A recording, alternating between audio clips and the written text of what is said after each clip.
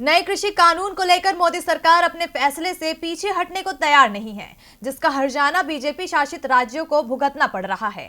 खासकर हरियाणा में खट्टर सरकार गिरने की नौबत आ गई है। सहयोगी पार्टी जेजेपी ने ऐसी चेतावनी दे दी है, जिसके बाद से सीएम खट्टर की कुर्सी खिसकना तय माना जा रहा है। किसान आंदोलन लगातार 16 दिन से जारी है। अन्नदाताओं को सभी विपक्षी दलों का समर्थन मिल रहा है। वहीं बीजेपी के सहयोगी भी किसानों का साथ दे रहे हैं। ये समर्थन बीजेपी के लिए परेशानी का सबब बन गया है। खासकर हरियाणा के सीएम मनोहर लाल खट्टर की धड़कनें तेज हो गई हैं, क्योंकि जेजेपी ने अब साथ छोड़ने की चेतावनी दे दी है।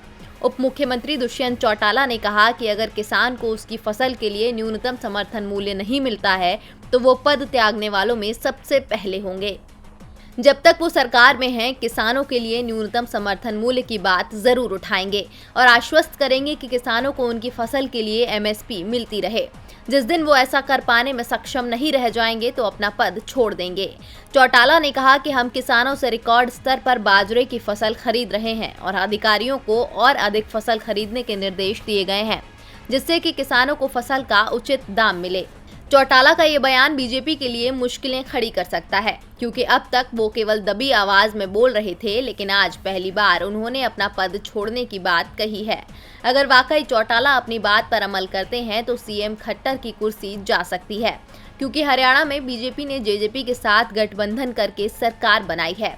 बिना जेजेपी के बीजेपी सत्ता में नहीं रह सकती। उसके पास बहुमत का आंकड़ा नहीं है। यही वजह है कि खट्टर को चौटाला के साथ की खास जरूरत है। लेकिन किसानों के मुद्दे पर चौटाला अब बीजेपी की चिंता बढ़ा रहे हैं। अब देखना होगा कि आखिर कब तक ये गठबंधन बना रहता है। टीवी लाइव की रिपोर्ट।